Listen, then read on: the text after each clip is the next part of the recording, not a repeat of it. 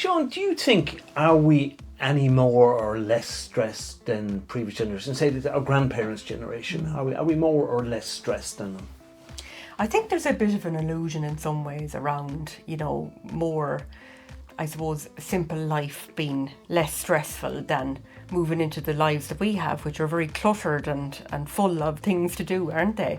But yet we have a lot of things that, help us. Like, we're very well resourced this day and age, and our ancestors weren't, Well, Well, they didn't even have a second washing machine, Paul. Yeah. Well, the wife was the washing machine. Yes. Unfortunately. And the dish dryer and everything. God, yeah, shocking.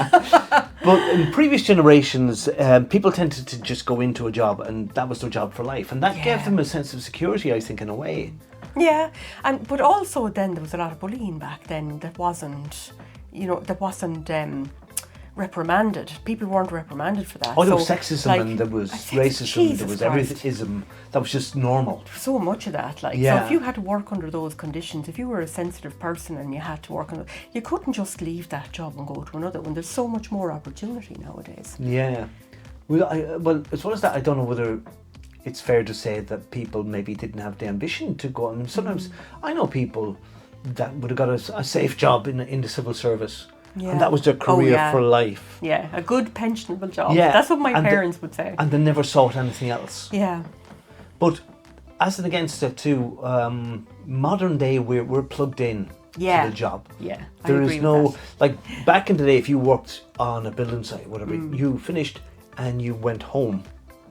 And that was it. There was a separation, clear separation between you and the job. There doesn't tend to be. Yeah. In any modern day job, I don't think. Like, I am notorious for checking emails in the evening when I go home. Yeah. It's like my space when I have my dinner, sit down, like, right, just make sure I've caught up on everything now. Do you know? And then I can relax. But I always bring work home with me, and that's a habit I've gotten into over the years. Yeah. And somehow it makes me feel more relaxed. Well, you see, you are your own boss, but if you had a boss that insisted that you bring I mightn't be too happy with it, especially if I wasn't getting paid any overpay. You see, you appreciate the workload and you kind of know, well, if I get this done this evening, then that's less for me to do tomorrow. Yeah, that's it, exactly. Then at least I can close the case on that one. One of the things my father was always on about, he couldn't understand economics. He said, why are things always going up? Why is there always inflation? Why are prices always going up? And the cost of living modern day is phenomenal compared to what it was in our grandparents' generation. And the wages have not risen to meet that. Do you know what I mean? The ratio things have gone up. Like, I was listening to a guy saying that it has gone up 20-25%, and then the increase in the wages is only 3%. How does that meet? It doesn't. The excessive rise in all products, particularly food, essential things that people need to survive. And housing as well. Rise that much. Because I remember... you'd survive without a house. Yeah, but I remember like people renting flats. Yeah. Back in the day. And you could pick. And you kind of go, no, I'm not going for that one. I know I'll go. No. And you had a choice. Yeah. And you could pick. No, the combination mightn't be great. But now you have no choice. Yeah. Because accommodation is so scarce. Yeah. And like years ago as well, the man used to go out to work. It was much simpler kind of a deal, I suppose. And like one person's wages, his wages could keep an entire family of 10. Yeah. Do you know? Like, whereas now you could bigger families. Do that. Bigger families Huge was very stressful. And one wage was enough. So that proves the point, doesn't it? That the inflation outweighs the balance of... but as well as that too, like back in previous generations, the best you could hope for the kids was the kids would emigrate to England or America, sometimes Australia, and you'd probably never see them again. And imagine then if you were a mother at home with 10 kids and you didn't want to be a mother. Imagine, like, society was tougher back then. You were expected to marry and to have children. Yeah. And that was it. That was your role. As well as that, and it's a bit controversial to say it, but I'm going to say it anyway, people who weren't cut out to be married, or people who were gay or bisexual or whatever, they tended to go into the clergy where there was no obligation on them to marry. Yes. Yeah, that was the only option for them. Yeah.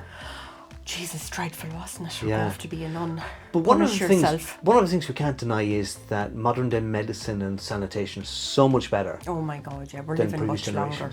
I remember like people in where I grew up, like somebody had the cure for this or they had the cure for that, and you kind of you saw the doctor maybe. I don't remember seeing the doctor maybe 2 or 3 times in my childhood. Yeah. Whereas now it's a kind of like, you get your bloods done, the kids get vaccinated. The health is a whole lot better. Oh, yeah. And then, survival rates, like back to there was a high infant mortality in Ireland. There was, yeah. A So lot of mothers so you died could- during labour as yes, well. but one of the reasons babies. why people had big families, well, apart from lack of contraception, was that many of them mightn't make it. Jesus, yeah. And those that did would emigrate and hopefully send money back.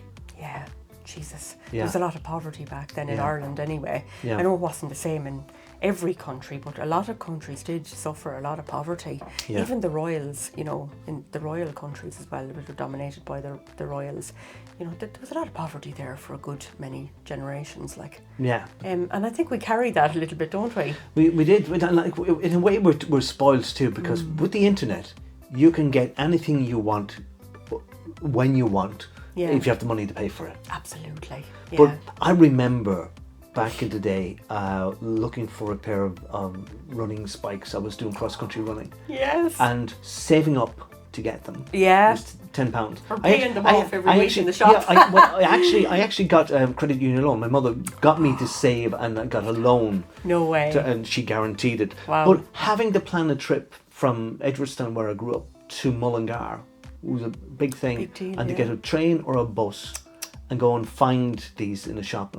Now you just go online and go, yeah, I bought them. Yeah, and they're delivered out to you instantly, isn't it mighty? Yeah. Yeah, oh my God. I think we carry a bit of the transgenerational trauma, I suppose, from our ancestors with the poverty. It is passed down. We feel, because I noticed that in myself as well. There's an urgency in me. I better get that now before it's gone. Oh, yeah. And this kind of crack. So you're the kind of person who's online, like with your credit card there. Jeez, I better buy that now. It's Yeah. on sale. Yeah. And Well, there is or if I more- go shopping, I'll buy 2 of the things that are on sale. It's like ridiculous. There is more credit available too, because Yeah. again, back in the day, the only credit you had was you paid off your bill in your local grocery shop. That's right. Yeah. That was it. If you wanted credit, you had to go to the bank and apply for a bank loan, sit down with the bank manager, sign stuff. Oh my God, yeah. Now I people remember have my credit mum cards. doing that. Credit cards, Jesus. I think the big difference, modern day too, is that back in the day there was much more sense of community. Oh yeah, Jesus, there's nearly none now. You see, because in smaller towns and villages, or even in cities, you have your pockets of people who all belonged to the same religion, the GA club, all involved. Everybody knew everybody. But because Ireland has changed so much over the last couple of years, that's less and less prevalent. Yeah, it really is, isn't it, Paul? Yeah. And I think that's a big thing. Oh, it's massive. I went out for a walk this morning, and I probably saw about 10 or 12 people, but there was only 2 that I knew, Yeah. and I stood and I talked to those 2.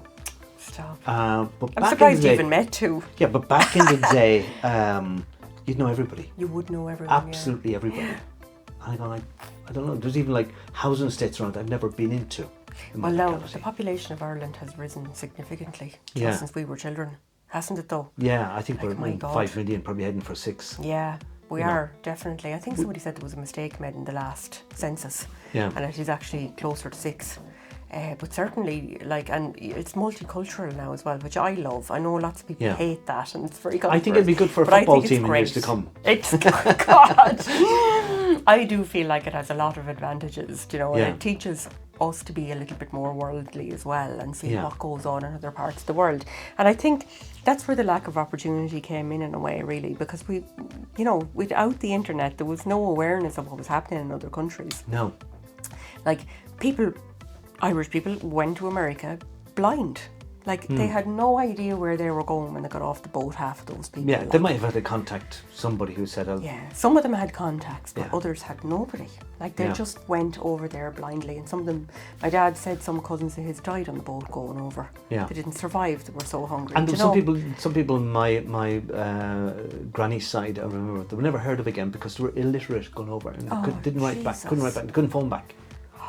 We never heard of again. Oh God. And only years and years later, when American relatives come chasing down their family tree, do we find out what happened to them.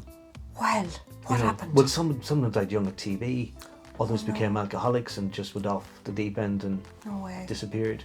Oh God. Yeah. Any of them survived, Paul? Oh yeah. Lots kind of survived. Yeah. But my granny went over and she worked in one of these big houses. You know, she was. I think she was a maid or something there, or she used to cook or something. yeah, which was a good job to get back then. She was delighted with her job. And then she said they used to bring her on holidays to some gorgeous fucking beach place over in America. Okay. Where was I can't remember Even now. the But she used to concept of talk holidays about would have it. been Like, new to her. she used to go there and help them mind the children. And like when she left that woman's service when she was 31 to come home and get married to an old farmer. And then she couldn't work. And she gave her lace and linens and everything to bring home with her. She was so good to her. Yeah. Wow. Amazing. Wow. Okay. I don't know why she came home. She had a life of misery, as I saw it anyway, on a massive farm. But she herself and her husband, they saved loads of money. I don't know whether he was here already, but they bought a big farm between them, and that's what they did. Okay. Mad, isn't Let it? us know. What do you think? You got examples that would suggest that we're not as stressed, because I think in some ways we're not. In other ways we definitely are. Yeah. We are the Happy Headers. Like us, subscribe to us, and we'll talk to you soon.